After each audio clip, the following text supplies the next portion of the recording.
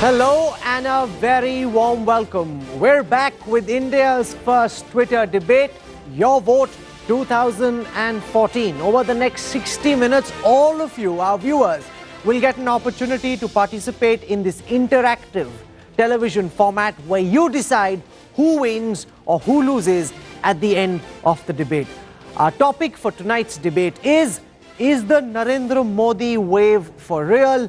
Or is it just the BJP's imagination? And I want to introduce two of my colleagues, P.R. Fitter, who will be doing a sentiment analysis of all the tweets that you'll be posting in, and also Shiv Arur, who will be doing a deep dive into all the tweets that are coming and pulling out the best ones. I want to go across first to Pierre and get him to explain to all of you, our viewers, how you can participate in India's first live Twitter debate. Pierre, take it away. Thanks very much, Rahul. We're really excited once again to be bringing you this really innovative format. We had a fabulous response last week. We hope for the same this week as well. It's very, very simple. When you're listening to the guests, all you have to do is send your comments or questions with Your Vote 2014, the hashtag, and the guest's name or their Twitter handle. Make sure that you're sending a very strongly worded tweet, either agreeing with the guest or disagreeing with the guest. That way our algorithm sense whether you have a positive sentiment on your tweet or a negative sentiment. All of that gets affected on the final scores that we'll show you at the end of the debate. And in the meantime, the best tweets, the best comments, the best questions will go on air and even be asked of our guests. Back to you, Rahul. Thank you very much, Pierre. In just a few moments from now, Shiv will actually be pulling out some of the best tweets that are coming in on this program. I want to explain the rules once again. The first time our guests will speak will be for 2 minutes. There will be a clock that will be playing backwards on your screen, so you know exactly how long they have left. At the end of 2 minutes, there'll be a buzzer. That's where they'll need to stop. No one will interrupt them in the 2 minutes that they get to speak. So let's begin the debate. There are three debaters tonight. Dr. Subramaniam Swamy, representing the BJP, with us in our studio. He's got a legendary Twitter army, so let's see what his Twitter army is up to. He's looking quite confident, Dr. Swamy, about winning this debate. We've also got Sanjay Jha, the Congress's Twitter warrior. He's actually the original as far as the Congress party is concerned. He's the one who's been leading that charge and gets attacked very, very often from the BJP army. Also with us, Derek O'Brien, ace quizmaster, member of parliament from the Trinamool Congress, joining us, also an ace debater himself. Thank you very much, gentlemen. I want to begin by asking Dr. Swamy over the next 120 seconds to explain to our viewers why you believe, sir, that there is a Modi wave in the country at this time. Your time, sir, starts now. Well, first of all, the surveys done by your channel and many other channels and the foreign poll agencies like the Pew, they all say that Modi is the most popular and far ahead of all his rivals. The second thing is that the popularity of Modi rests on very solid grounds. Number one, he is great appeal because he's as a self-made person. It's not a family-promoted enterprise. He has worked hard all the way up and he has come to this stage. Second, he has an impeccable record, which this India Today's Business Today magazine has attested to in a recent article where they said that he changed electricity from a complete collapse to a flourishing without power cuts.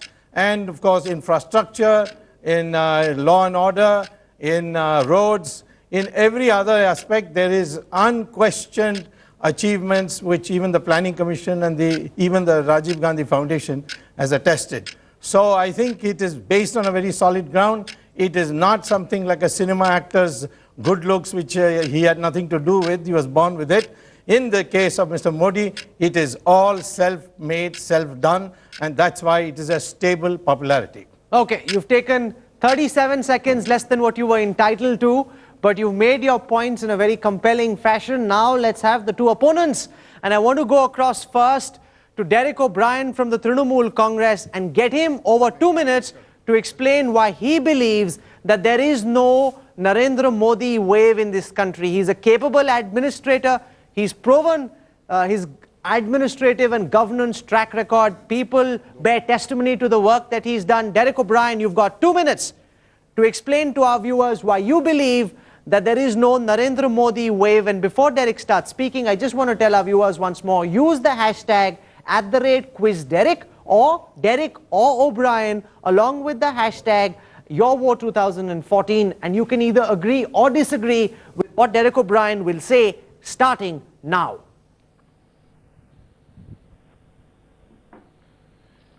First, let us try and define wave in politics. The history of Indian politics shows us that it is not people who make waves. It is incidents which make waves. There are two major waves in Indian politics. One was in 1977, where post the emergency, and because of all the pain of the emergency, there was a wave in 1977. So that's history. The second example of history, 1984, after the death of Indira Gandhi, there was another wave. Wave why? Because the dead body of Indira Gandhi, well, there was a huge number of seats. So I think the first distinction we need to make, history says in India, it is incidents which create waves and not people. Number two, what is a wave? What will we think is a wave? Yes, if the BJP and its allies, or the BJP on its own led by Mr. Modi, get 272 plus, yes, wave. But we are nowhere next to that. Where they know themselves, they are nowhere next to 272. So what wave we are talking about? I can give you other examples as we go along in history, whether American history or British history, to prove to you, but I won't do that. Instead, I want to respond to the points raised by Mr. Swami. What kind of proposition has he made?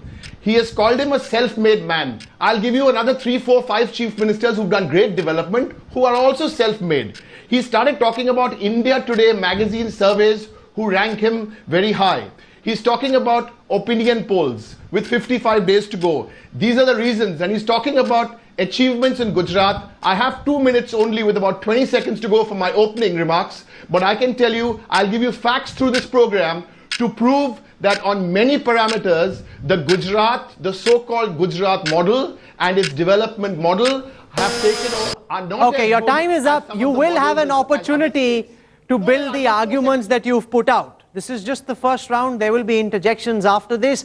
I want to go across to Sanjay Jha now to explain why he believes there is no Narendra Modi wave. Walk anywhere in this country, the one leader everyone's talking about is Narendra Modi. That leads many to believe that there is indeed a Modi wave. Why do you disagree? Sanjay Jha, your time, sir, starts now.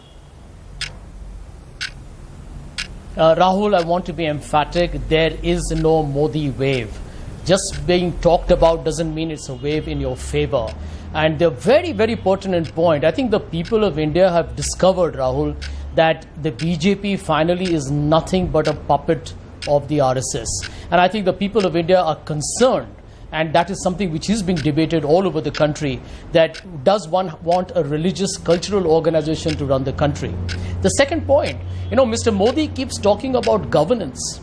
He talks about being decisive and strong. When 2,000 Indians died in the Gujarat riots of 2002, where was the chief minister? It's a question that is being debated in the courts even as we talk. We talk about the Gujarat model. What is the Gujarat model? A Gujarat model is one of crony capitalism. Is that what we should be celebrating as the way for India to go forward? I don't want to get into the details, but we all know that the CAG itself pointed out that there were almost 1 in 3 children who were malnourished in Gujarat. Let's not even get into healthcare and education, etc. Gujarat has had serious issues. All the tom-tomming on vibrant Gujarat has been proved to be false. It's Maharashtra and Haryana which are better models of development than Gujarat. He talks of corruption, but he is the gentleman who didn't allow Lokayuk to come in for 10 years, wasted 64 crores of taxpayers' money, and is keeping people like Mr. Purushottam Solanki, like Babubhai Bukharia, in his cabinet despite being convicted. While we brought in the RTI, he brings in Yedurappa into the party, merges it. So I can tell you, I don't know how much time I have, but the truth of the matter is there is no Modi wave. In fact, the ad campaign of the BJP should say, Ab ki baar, Modi ki haar. Mr. Modi is not walking the talk. He is only talking the talk. And I think India needs leaders, not with a 56-inch ki chhati. India needs leaders with a heart, those who can lead the people by your time is understanding up. their needs. That's where your arguments must conclude. All 3 speakers have made very emphatic opening arguments, and I can already see on my Twitter handle there's a whole bombardment of posts from you who are watching this program. I want to go across to my colleague Shiv Arur as he gives us a sampling of some of the posts that are coming in. Shiv, take it away. Huge number of tweets coming in, Rahul, already as expected, like the first show last week. This is a question that everybody's got an opinion about, and boy, are the tweets coming in. Take a look at some of them. Someone called Smile 2014 disagrees with Derek O'Brien, says, it isn't a wave, it's a tsunami. Mamata Banerjee can say all she wants, but she's hiding the truth. Let's move on to the next tweet. Aditya J6 says, even though the Congress is dismissive about a Modi wave, is the Congress dismissive also about no Rahul wave? Obviously hitting where it hurts. This one is really, really personal as far as the tweets coming in are concerned. The fact that everyone is asking if there is or isn't a Modi wave proves its existence. We're getting a lot of tweets, talking about how this may be actually a rhetorical question. Disagree with Derek. Mamata rally in Delhi fizzled out despite Anna endorsement. Modi rally in Tamil Nadu and Northeast also gets crowds. So you can see how people getting really worked up already just 10 minutes into the show, Rahul. The very fact that we want to talk about it on prime time proves the Modi wave. And I think that's a lesson for all of us as well in the media. The fact that it's being talked about, does that in itself prove that there's a Modi wave? Another one for Derek. Your leader Mamata yesterday spoke only against Modi in the Congress stronghold. Modi wave is definite and definitely on. So what you see, Rahul, is everybody talking about how the fact that it is part of the discourse, the fact that everybody is talking and debating about it actually proves its existence. Okay, that's interesting. And, to make this more participative, I will draw on the post that you are sending and allow that to shape this discussion. I want to go across to Derek O'Brien, who got a couple of pointers coming in towards his side, where people are saying there is no Mamata wave nationally. No one's even talking about it. No one's even talking about a Rahul Gandhi wave. The only thing that they're talking about is a Modi wave. The question is the quantum. Is it a tsunami? Is it a wave? Is it a small wave? How do you respond to the pointers that are coming against you? Derek O'Brien, you've got 1 minute. Your time starts now. Yes. Let's look at the Modi wave. Look at BOATK. BOATK. Bihar, how many seats? Bengal, Odisha, Andhra Pradesh, Tamil Nadu, Kerala. That's 5 seats. That's 5 states with 175 seats. How many seats will the BJP win in these 5 states? 0. Up in the Northeast. So there are about 200 seats where the BJP will not win a single seat. The big question is there a Modi wave? Is there a BJP wave? Please, let's not, now we don't want to say how bad the Congress is. We all know the Congress will get less than 75 seats. But the big question here is, the BJP only have a realistic chance of winning total number of seats they are fighting. So the question, where in 5 big states with 175 seats, there is no BJP wave, leave alone a Modi wave. Okay, and that's an important point. That's where your time ends. I'll come back to you in just a moment, but you've raised a very compelling argument, and Subramaniam Swamy must respond to that there might be some form of a wave in the north and in the west and maybe in the heartland of India, but in the east especially and in the south, in those 200 odd seats, surely even you would concede that there is no Modi wave. You've got 1 minute, sir. Your time starts now. I won't concede that. The fact is that from September onwards, there have been a number of opinion polls. It started with 140 seats. It has now gone up to 235 seats. If you project that linearly, you will get that by May, you will cross 280 seats. And by Derek's definition, that is more than 272 plus. Number one. Number two, he says that there was an issue which caused the wave in the past. There's no issue here. Well, Indira Gandhi in 1971 had a wave. What was there? There was no issue there. It was the Indira wave. Same thing with VP Singh's wave in 1989. So it's wrong to say that a personality who can govern cannot generate a wave. Third thing is that Mr. Jha says that everybody now knows that the BJP is a puppet of the RSS. But the country thinks that it is better to be a puppet of the RSS than a puppet of Sonia Gandhi. Okay, but you are accepting, while you're getting a round of applause from our audience, you are accepting that the BJP is a puppet of the RSS. So you made that concession. I said that. But I just want to tell our viewers. I didn't accept that. I just want to tell our viewers that if you wish to participate in this program, Sanjay Jha is going to speak next. His Twitter handle is @Sanjay Jha. Use the hashtag YourVote2014. Either say you agree or disagree and post your comment. Sanjay Jha, a very compelling argument made by Dr. Swamy that the only thing that is being spoken of is a Modi wave. No one is saying that there is a Rahul wave. Surely even you won't be adventurous enough to suggest that there is a Rahul wave in India at this time. The only question is the quantum of the Modi wave. Would you not agree? You've got 1 minute, Sanjay. Your time starts now. Well, let me tell you, he quoted a couple of opinion polls, and we all know that a lot of them are highly suspicious and questions have been raised on their integrity. So let me not waste my time on that. The second point, the very critical point, if there was a wave in favor of Mr. Modi, the BJP would not be a house as divided as now.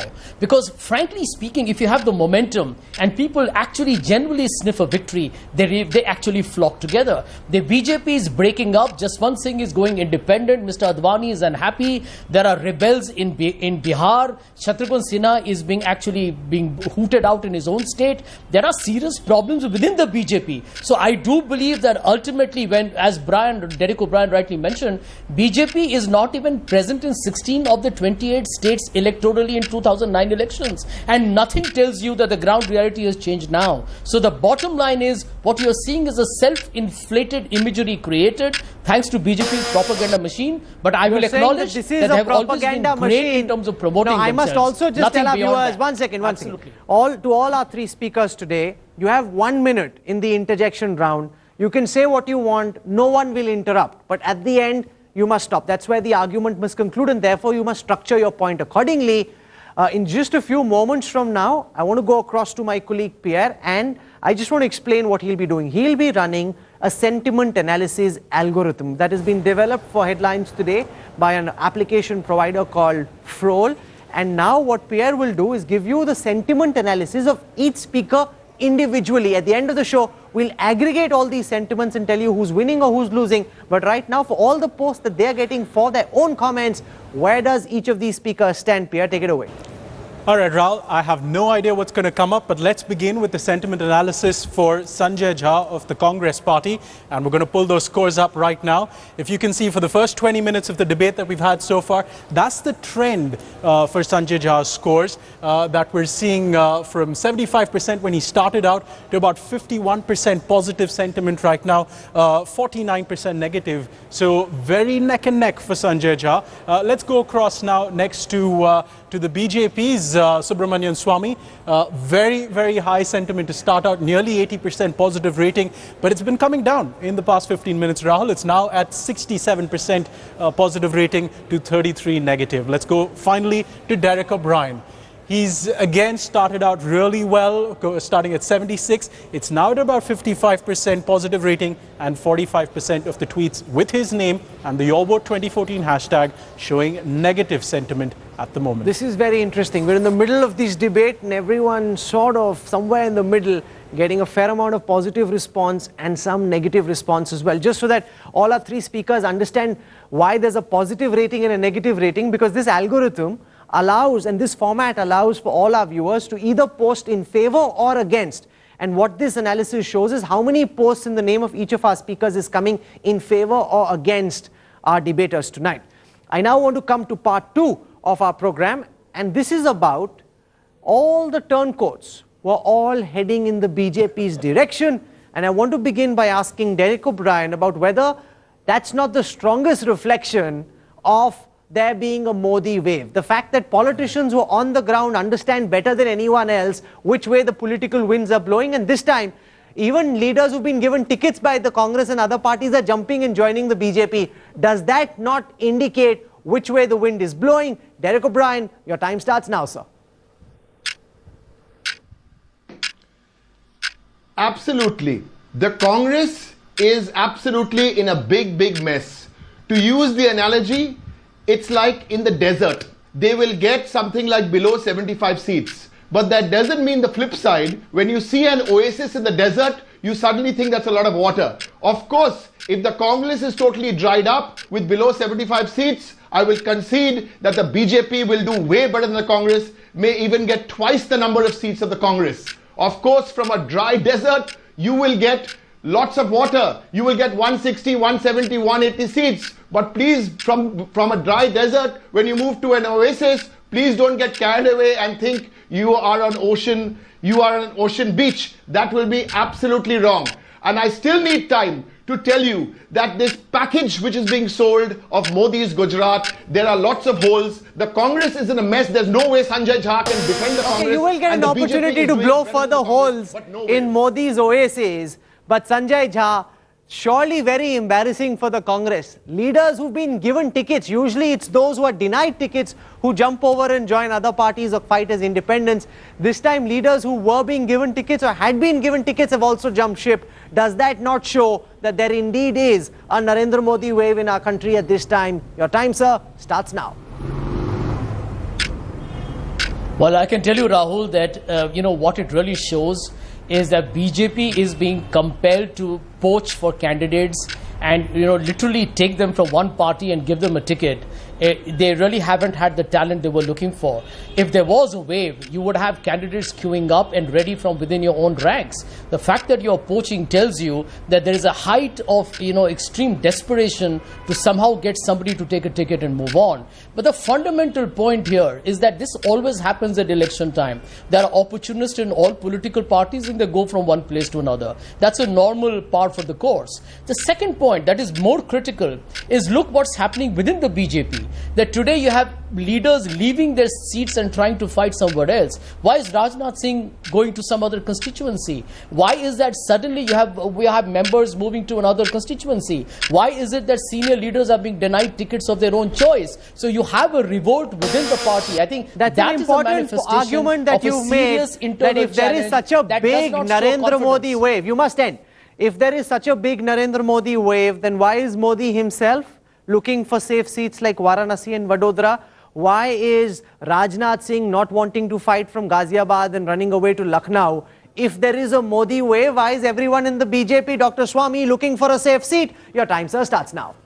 Well, first of all, Modi is not looking for a safe seat. Gujarat is his home ground and he's never fought a parliament election. So he's now to pick a constituency. He's picked up the most educated part of Gujarat, which is Vadodara.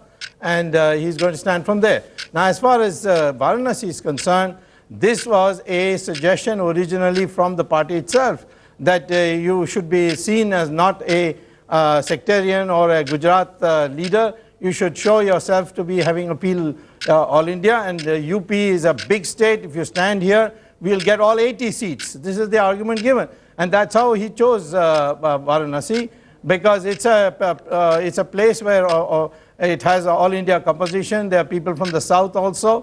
So therefore, he chose that. Now, that doesn't show he's looking for a safe constituency. If he wants a safe constituency, all 26 seats of Gujarat are safe constituencies for him.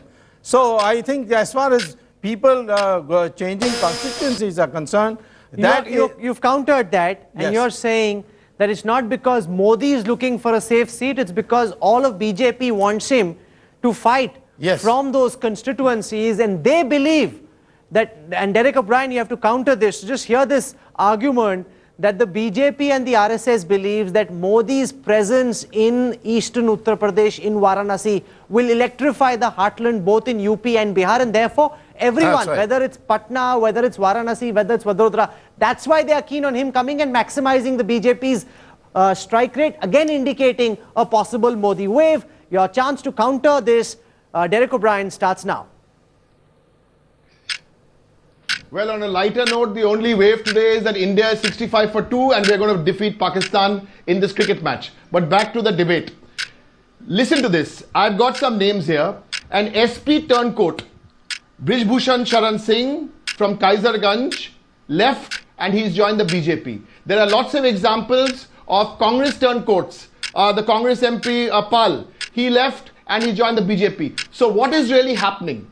Two things are happening here. The Congress is not the option for the BJP. The BJP is not the option for the Congress. In states where there is a third option, where in Tamil Nadu, in Bengal, in all those states where Congress is dead and buried and BJP is not the option. This is the first point. And in the second point, yes, the BJP are looking for people to join. They're looking for people and they're upsetting their own people because of this. So unless they get an important argument made both by Sanjay and by Derek. We will build on this. But before that, Sanjay, no, but the time is up. You've got 1 minute. You've been a fabulous quizmaster yourself. You know exactly what it means when the buzzer goes off, Derek. You know exactly what it means when the buzzer goes off. So I'm coming back to you in just a moment. The argument made by Derek, and that's what Sanjay must not counter, is that yes, there is a Modi wave, but that's where the Congress is fighting the BJP directly. There is no Modi wave in states where there is a third alternative. So whether or not this is a Modi wave, there's an anti-Congress tsunami, thereby reflecting a Modi wave in states where it's Congress versus BJP. Sanjay Jha, your chance to counter it begins now. Whether it is directly against the BJP or in multi-cornered contest with other parties, the fact that you have had the leader of our party, Mr. Rahul Gandhi, making an emphatic statement that we will do much better in the elections than the opinion polls forecast tells you that the ground realities are very different. And I think if you look at UPA's performance, not just in terms of 8% GDP growth rate, lifting 140 million out of poverty, strengthening the middle class, if you look at the urban infrastructure, foreign direct investment in multi-brand retail, more universities, more flyovers, airports, better investment in healthcare. I think the entire country has seen a revolution under UPA. There have been challenges. We have confronted them and taken them head on. We have brought in legislation, anti-corruption, like the RTI and the Lokpal. So I think fundamentals of India have improved dramatically. And I do believe that the UPA, led by the Congress across the country, will do phenomenally well in the elections. Frankly, I must tell our viewers that when we figured out that this show had been planned for a day when the India-Pakistan match was happening, I had some concerns about whether people would desert us and watch the match. But looking at the response on Twitter, I think we're doing just fine. A lot of people watching and firing away. That's how explosive the topic really is, and the format seems to be engaging as well. But I think everyone's made some very interesting points. I want to go across to my colleague Shiv, who will give us a sample of what people are saying. Shiv, take it away. You're absolutely right, Rahul. Hundreds of thousands of people watching the match, but they're obviously also watching the show because we're getting fiery tweets virtually non-stop on all of those points being made by the three gentlemen on the show.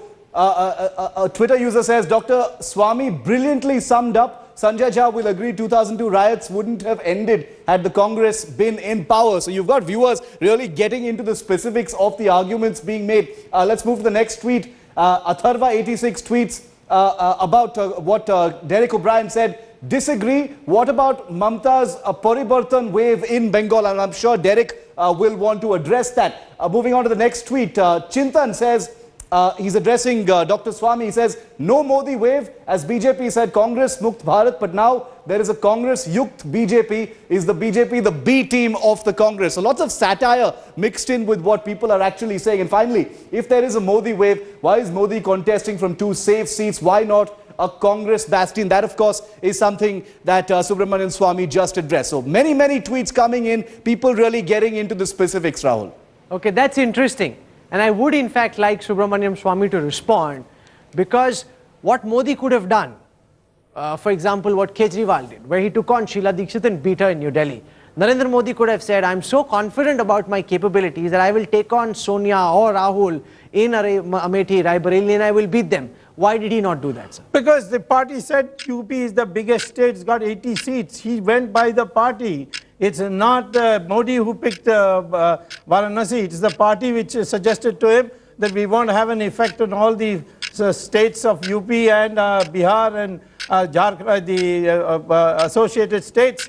And therefore he picked it. I don't understand why you should say that it is he who picked it. If you want next election, 2019, we will ask Modi to stand in Calcutta and defeat you. Okay, you're throwing a challenge to Derek O'Brien, and it's interesting. Now you can see the individual breakup of the sentiment analysis for all our three speakers coming on the side of the screen.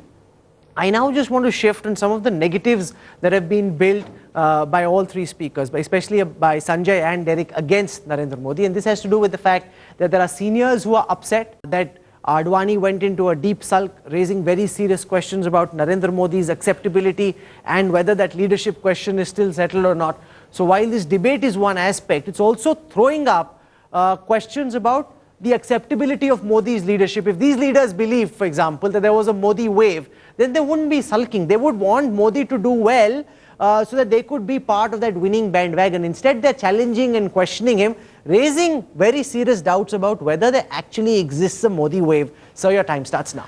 Well, the senior leaders who raised their voice about shifting is because they have worked in their constituency. Now they have to go to a new constituency. That's the only reason. But in the end, Advani today has accepted it. Murli Manohar Joshi has accepted it. So it's Jaswant Singh, of course, has taken an extreme step. I do not know whether he can be persuaded to reconsider. But there has been no revolt. And I want to tell you another thing, that you may say turncoats are joining BJP, but turncoats are not ready to join Congress even at all. Even Congress, turncoats are not ready to join Congress. The people joining is because they are trying to get onto the BJP bandwagon being led by Mr. Modi. That's clear indication that there is a big wave. Okay, you're saying that is a very strong indication of the fact that there is a wave. Let's go across to my colleague Pierre, who will do an individual sentiment analysis. Remember, these are not aggregate final numbers. You still have about 25 minutes to tweet away. So Pierre, at this time, when we're about halfway through this program, where do each of our speakers stand? Now, it's interesting you mentioned the halfway point, Rahul, because the first thing I want to say is I just got a message from our tech partners, Froll, and what they say is we're already past the number of tweets we got for the whole show last week. But let's begin with Sanjay Jha over here. As you can see, his approval ratings seem to be coming down a bit from a high of 75 at the start of the show. He's now at 49% approval rating. So if the Congress wants Sanjay Jha to win, you know what to do out there, Congress supporters. Let's go across to Subramanian Swamy of the BJP next. As far as I can see, those numbers continue to look pretty positive for Mr. Swamy. From 79, he's gone down slightly to about 68 at the low and now back up to about 70% approval rating. Very good going for Mr. Swamy of the BJP. And finally, Derek O'Brien of the Trinamool Congress, from 76 at a high to 50% approval rating at the moment. Remember, these are not the final scores. Those will be coming at the end of the show. This is just the trend for how it's been so far. I'm concerned about Sanjay Jha. The opinion poll numbers don't show his party doing really well, and over here he's the only one who's got more negative tweets than positive tweets. But that's Sanjay, and this is not going to be counted, so don't get the buzzer just firing just yet, okay? But Sanjay, we know that not just are people from the Congress and other people who believe in the Congress ideology supporting you, you're also up against the entire BJP social media army that will be trying to pull your numbers down. So in that sense, you have a tough challenge ahead of you, and I must concede that. Sanjay. Well, I can tell you in very simple terms that, this is a very, very critical election. And, fundamental point I think that we need to keep in mind is that communalism is going to be a very, very sensitive subject that we should not ignore. I think the BJP giving tickets to 2 of their MLAs who were booked for Muzaffarnagar, giving them Lok Sabha tickets, gives an extremely wrong signal to a very young India that is looking around for jobs, a better economy, better infrastructure, law and order, etc. Nobody wants to, live in an environment of a divide. To come in. One second. This is not your opportunity, Sanjay, to make your points. I just gave you an opportunity to vent about how the odds were against you. You used that almost to fire away. But Derek, now 1 second, we're coming back to you. You will get an opportunity to make your points. But Derek, there again, Dr. Swamy in this debate especially, on social media too, has a head start. A, he has a big army. B, there's Modi, there's the social media army, the Hindutva brigade online. Therefore, in that sense, the odds are against you as well. Yes, Rahul, in fact, I tweeted this out about 2 hours ago. We are taking on the big BJP army on the social media, and the army from the Congress also. Trinamool Congress, yes, we don't have social armies, we don't have social media armies, but I've got a very interesting statistic here, which was thrown up on an international site, which talks about 64% of Mr.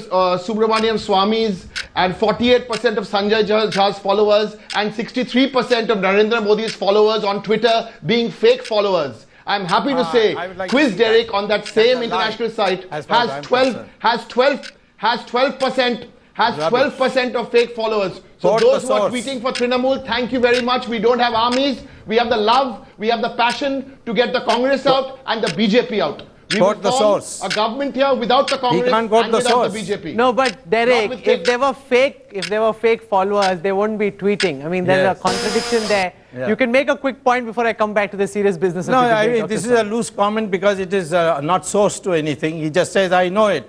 Maybe in Calcutta, they have now got used to making these wild charges. But Derek wants to make a quick counter. I want to get back to the debate. Yes, Derek, 20 seconds. Mr. Swamy, Yes, 10 seconds. After this program at 10 minutes past 10, I will tweet out the link with all the politicians and how much are fake followers. You are promising to set off another Twitter war. I would like to congratulate the BJP. I would like to congratulate the BJP and whoever else for not watching the Indo-Pak, and I can imagine them with rooms across the country tweeting out for Mr. Swami. Congratulations, sir. Congratulations. No, you're being unfair, Derek, but nonetheless, this is a political debate and all manner of repartee and barbs are allowed. I want to come back to the serious business of this debate. And this is about, in this part we deal with the Narendra Modi phenomena being a creation of the weaknesses and the failures of the UPA.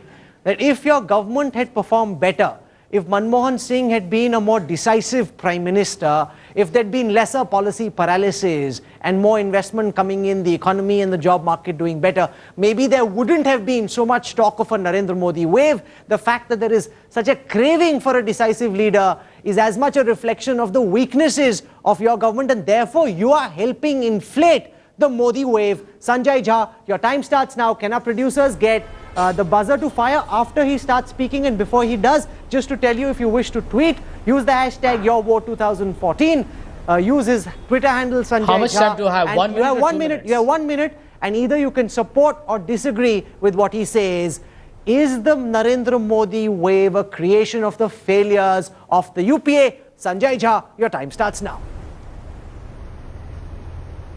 Well, firstly, I don't at all agree that the UPA government was a failure. Not at all. In fact, if you look at the fact that you had the world's worst recession after 1931 and we battled it out, and India remained second in terms of worldwide growth rate, GDP growth rate after China, I think it's an extraordinary achievement. Same time, we kept the principle of inclusive growth, lifting everyone who needed support up and out of the poverty line, 140 million people. If you look at India over the last 10 years, RTI, Lokpal Bill, the right to food, the right to education, improvement in urban infrastructure, expressways, flyovers, new terminals. I think if foreign direct investment, India has made rapid progress. Now let me tell you, politics is a competitive field. Somebody comes in and comes up with an alternative formula if they have a solution. Mr. Modi has none. He's talked about a Gujarat model that we all know is absolutely flaky and on a suspicious foundation. Okay. And India is a diverse country. Every state is unique. Your time can't is up. impose a Gujarat Your time model is in up. Punjab That's where you or in end. Maharashtra. But I want to go Because the states are across now to Derek O'Brien. You're of course disagreeing with that proposition, but Derek, would you agree that whatever Modi wave exists, whether it's a tsunami or a small ripple, it exists in part because of the failures of the UPA? If the UPA had done better, there may have been no Narendra Modi wave. The Modi phenomena is a creation of the failures of Manmohan Singh and Sonia Gandhi. Derek O'Brien, your time starts now. See, as much as Sanjay Jha was trying to sell that argument, Mr. Jha and the Congress party, they know it themselves. Nobody is buying that argument. None at all. The politics of corruption and the politics of penalizing the common man, nobody is buying it. So, what is looking good, as I went back to my analogy of the desert, you know, if you're looking a little better than your opponent, that doesn't make much of a difference. The real issue, the cornerstone of this debate is this is going to be a historic election for this country. Why? Because for the first time you will see in many states where chief ministers have a track record of proven development, and they are not, all these chief ministers are not interested in becoming the Prime Minister of India. You can watch how this pans out, and if that number is significant, the Congress number will be 75, Modi and NDA will be less than 200. There you go, it's a federal front. That's the option. No Twitter army can stop that. Okay, we'll have to have a separate Twitter debate on the federal front and whether that's India's worst nightmare or an idea whose time should come again. But I want to go across to Dr. Swami and get him to comment on whether you accept that the Modi phenomena is as much a creation of Modi's own personality as much as it is a reflection of the failures of Sonia Gandhi and Dr. Manmohan Singh. Sir, you've got 1 minute. Your time starts now. Well, I think the contrast is the one that has produced the result. Take, for instance, your own Business Today article on the miracle of electricity transformation in Gujarat. Now, the whole country is having blackouts and power cuts and so on. And Gujarat is one state which doesn't have a power cut. And it has able to supply the agriculturalists 18 hours. So this contrast is bound to be. After all, politics is that you can govern better. Modi has proved that he can govern, he's decisive, and he's a no-nonsense person. And in contrast, you have a Prime Minister of the UPA who's been reduced to a rubber stamp, and he's been made to watch what is going on in a mute spectator. And that has created an enormously bad impression all over the world, in India in particular. Okay, I now want to go across to my colleague Pierre, and what we're going to do now is a heat map analysis. We've identified the key cities of India. These, of course, I must say before we go across to Pierre, are not the only cities from which these tweets are being aggregated. The tweets are coming from world over, but just in the big cities of India. We'll now do a deep dive and understand whether Dr. Swami, Sanjay Jha and Derek O'Brien are getting more positive or negative responses in each of these cities.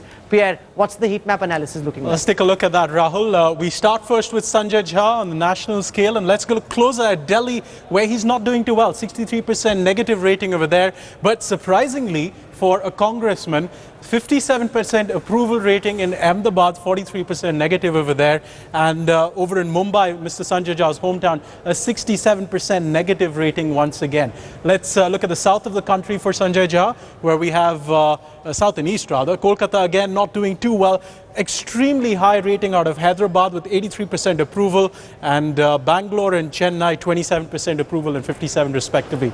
Over now to Mr. Subramanian Swamy, and actually that map says it all, doesn't it? Green across the board, high levels of approval from Delhi, Ahmedabad, Mumbai, wherever you look at it. Shifting to the south and east of the country, again once more you see green blips all over that screen for Mr. Swamy. And finally, for Quiz Derek O'Brien of the Trinamool Congress. This is a bit of a surprise for Derek O'Brien. Negative rating across these 6 cities, we should say. And as Rahul reminded us, remember, these are not the only cities that we're getting your tweets from. These are just the 6 cities with the most volumes of tweets. And finally, for south and east of the country, where you see his hometown of Kolkata, surprisingly not too well, Mr. O'Brien, 67% negative rating over there, 67 from Chennai, 57 from Bangalore is what the numbers are saying for the moment. Back to you, Rahul. These are very interesting numbers. They're also very, very different from our show last week, Pierre, because last week, when we were debating the Aam Aadmi Party and whether it was intolerant of criticism, all the 3 speakers had more positive tweets than negative tweets. Ultimately, the Aam Aadmi Party got the most number of positive tweets, but all 3 speakers had positive tweets more than negative tweets. This time, Sanjay Jha and Derek O'Brien have far more negative tweets. So if Twitter and social media is any reflection, there is a very solid Narendra Modi wave that I can see. Derek, you know, you've got lots of negative tweets. So if social media were to be the voters in 2014, this would not just be a wave, it would be a tsunami in Modi's favor.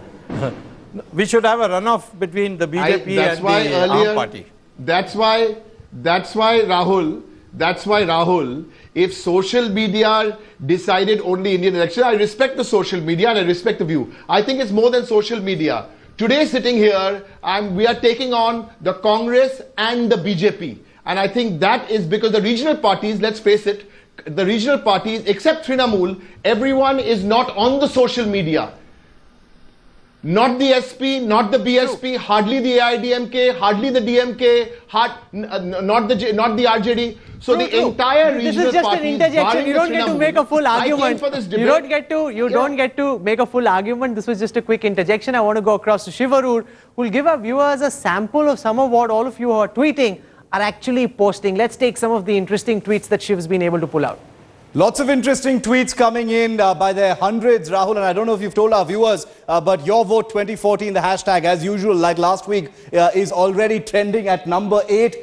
Veda Abhishek says, I don't agree with Dr. Swamy at all. What he's calling a wave is a mere illusion manufactured by the BJP. It'll explode badly. Of course, this is not showing in the sentiment analysis. Moving on to some of the other tweets that we're looking at. M. Gat Delhi says, communal forces like Dr. Swamy trying to create Modi hype to fulfill their little political agenda. End is near for them. Let's move on to the next tweet. So we've got 2 negative tweets against Dr. Swamy. Here's another one. The fact that leaders of other parties are deserting their own parties, and this is a point that actually came up, Rahul, their own parties to join the BJP shows the ripple effect of the Modi wave. They haven't really named either Derek or Sanjay in that, but I'm assuming it's for the both of them. Here's one for Sanjay Jha. Agree with Sanjay Jha. Modi going to Varanasi shows that he's looking to disturb and divide the community. And finally, the last tweet that we've got up on the board. If there's no Modi wave, Sanjay Jha, this is for him, let Rahul Gandhi contest from Varanasi. Both Narendra Modi and Rahul Gandhi are outsiders there. So getting very specific, Rahul, in this whole Rahul Gandhi versus Narendra Modi battle. There are lots of interesting pot shots being taken there. We have now time only for one round of final comments from all our three speakers. Okay, these are final comments, and I must tell our viewers once more that we've beaten the number of impressions we hit last time. The hashtag's already trending nationally, which is huge given the fact that there's an India-Pakistan match on at this time. So thank you, all of you, really, dearly from the bottom of my heart, for not watching the match and sticking in tonight. Really, thank you so much. Really appreciate your joining us. So one final round, and then we'll get Pierre to give us the final results of who received the most positive and who received the most negative responses. I want to begin by getting Sanjay Jha from the Congress, since the odds and the tweets are stacked against him, to make one final impression on the minds of those in our studios and those watching on their television screens. Why you believe, in conclusion, Sanjay Jha. 1 minute or 2 minutes? 1 minute, sir. 1 minute. Why you believe there is no Narendra Modi wave in India this time. Your final 60 seconds on this debate. Start now. Rahul, I believe that actually there is a current of positivity, very, very positivity emerging in the campaign that the Congress is currently doing under Mr. Rahul Gandhi's leadership. I think there has been a ground level change. It's subtle, it's not being captured by many people, but I can tell you that there is a significant movement in favor of the Congress party happening. One of our weaknesses was that we were not communicating our successes, our achievements, our programs earlier. We are doing that now. And I think the penetration is happening across India. I'm very, very confident that Mr. Modi is not going to be a factor. Mr. Rahul Gandhi is truly turning out to be the X factor of this election. He is going to be the differentiator. He's someone a lot of you have actually underestimated, but the Congress under him, with his achievements over the last 10 years and a vision of a progressive, secular, liberal and a united India, will work wonders for us in the election when the results come out. And I'm very, very bullish that people, whether it's women, young students, everyone will support the Congress, and Mr. Gandhi's leadership will be a critical factor in your time is up. Mr. Gandhi's leadership, or lack thereof, could be the matter of another very good Twitter debate, and maybe we can pick that up in one of the weeks going forward. Derek O'Brien, final 60 seconds, and I must tell you that if you want to support Derek O'Brien, the way to do it is use his Twitter handle @QuizDerek, or use Derek or O'Brien. Our algorithm recognizes all three, and either agree or disagree with him using the hashtag YourVote2014. Final 60 seconds to make a killing impression on your audience. Derek O'Brien, fire away. The Congress and the UPA too, we left them in September 2012. Since then, they've gone hurtling down and down and down. They will end up with their lowest number ever since independence in this Lok Sabha election. The flip side of that, all the gains will not go to the BJP. The BJP will perhaps get double the number of seats. If they want to feel good by calling that a wave, I will concede that. But the real game, even if you look at all the development models which Subramaniam Swamy was talking about Gujarat, we can give you 20 more tomorrow on our website where many states beat Gujarat. But coming back to the big picture, it is where there is an option of non-Congress, non-BJP, that's where those numbers are going to be high. And all the regional parties, bar the Trinamool, I think the lesson from this Twitter debate is more of them need to come on to the social media, more of them need to come on to engage, because otherwise every time there's a debate, the BJP will always win hands down, the Congress will follow because of their army. Okay, no. To be fair, last time it was the Aam Aadmi Party that, despite having a topic where they were being criticized, or the topic was slanted in a way that could have gone against them, they still won. So maybe there should be a face-off between the Aam Aadmi Party and the BJP, the real two dominant forces online, the two forces that have used social media best. But Subramaniam Swamy, your final 60 seconds. Derek wants to make a counter. Yes, I didn't hear you. You can tell me now. Just 10 seconds, because Subramaniam Swamy has his 60 seconds to go. Derek. No, I think all this is in good spirit. Of course. No one is cribbing, Rahul. This is great fun. This is all in great fun. This is not the end of any debate. 16th of May is where we'll finally meet again. Oh, absolutely. Subramaniam Swami, you want to make a point first? It's a very friendly thing because we are expecting Derek to support us after the next election. You're worrying of googly as well. Derek O'Brien, they're expecting Mamata Banerjee. Yes. I'll clarify. See, Mr. Swami, you may have won the Twitter debate. Let me give you your answer. We don't know who's with won. Modi as your potential Prime This is Minister. going off. We don't know who's won just yet. The answer is no. No. You're saying no, but Dr. Subramaniam Swami, Not supporting Dr. Subramaniam Swami, your saying, final 60 seconds. I am saying. No, your final 60 seconds. One second. Hear my question and Yes, then answer. sure. You know, I know that you're really pumped up and social media is on your side tonight. But is there a concern? Now you've got Derek O'Brien also to come towards the end and concede. There's some sort of a wave. But are you know, there are waves and there are waves. A ripple is also a wave. Then there's a tsunami. Are you concerned that we are misreading this wave? That what seems from far, if you're a surfer, what seems like a tsunami or a big wave is actually in the end just a ripple. Your final 60 seconds. Dr. Subramaniam Swami, start now. I have lived through many waves like the 1977 wave, the 84 which went against us and so on. I can say that this is a very stable wave because every poll from September last year has only shown increasing support for Mr. Modi. Every foreign poll has also shown that. Foreign ambassadors who shunned Mr. Modi are now petitioning him for appointments. So all this is becoming clear. Second is crowds are large and getting larger and larger even in places like Imphal, Arunachal, Tamil Nadu, where the BJP has in the past no presence. The only way Congress can improve its tally is if the electronic voting machine malfunctions in the election. Or if they manage to rig it, which given the job that the Election Commission is doing is frankly now very difficult and almost impossible. I want to now come to the business end of this debate, and frankly this needs to be taken in good spirit because this is social media. Everything that's wrong with Twitter is wrong with the voting patterns in this debate because it is skewed, as we know, mostly towards the BJP because that's been the dominant force, even though the Congress is now trying to catch up, and we're also seeing other parties trying to come in. And this is just in the spirit of encouraging debate. Let's go across now to Pierre and get him to break down the results, the final results. Remember, so far you saw individual results. He'll now aggregate all the individual results. The algorithm will then split it as a percentage and give you final tallies for all our three speakers tonight. Pierre, take it away.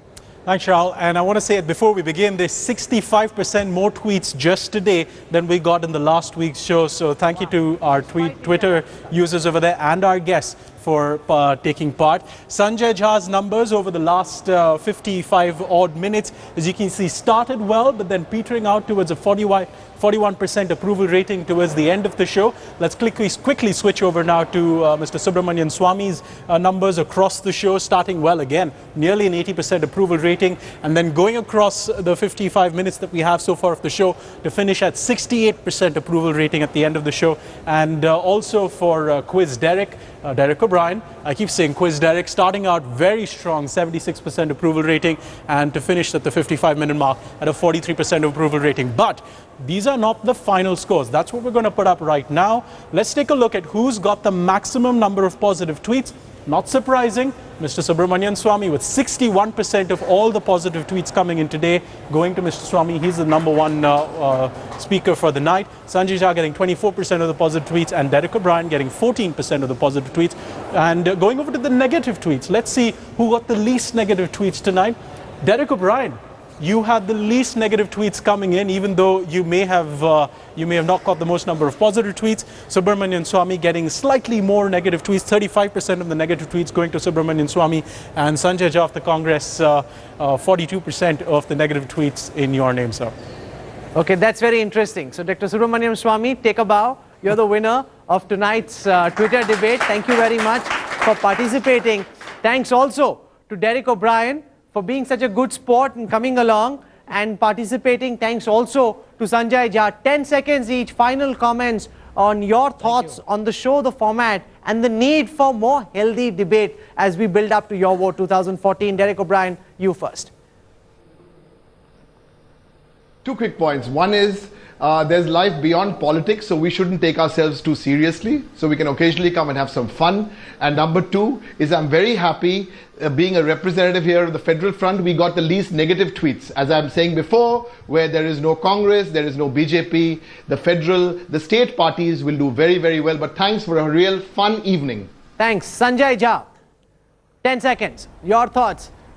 No, it's absolutely wonderful. You know, I think negative tweets are part of your life when you are on social media. We are pretty used to it. But I think in a great number of ways, I think this is a fantastic format. It's innovative, it's interactive, and frankly, I really enjoyed myself. Thank you very much for coming in. Great having the both of you. Your comments, Mr. Victor, tonight. Well, when you take a clear stand without fudging and doing ifs and buts, you're going to have positive sentiment and negative sentiment.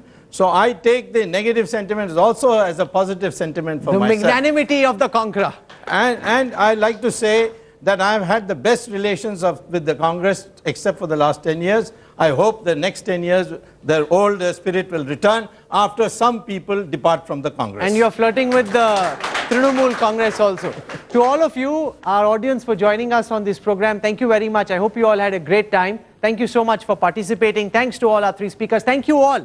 You can tune out just in time to watch the final of the India-Pakistan match. India walking away to victory, I'm told. But despite the match, for you joining us on our broadcast tonight, thank you so much. We'll be back next time with the third edition of Your Vote 2014, the Twitter debate. Thanks for tuning in. God bless and congratulations for the innovation. Thank you so much. Thank you. Great having you. Thank you.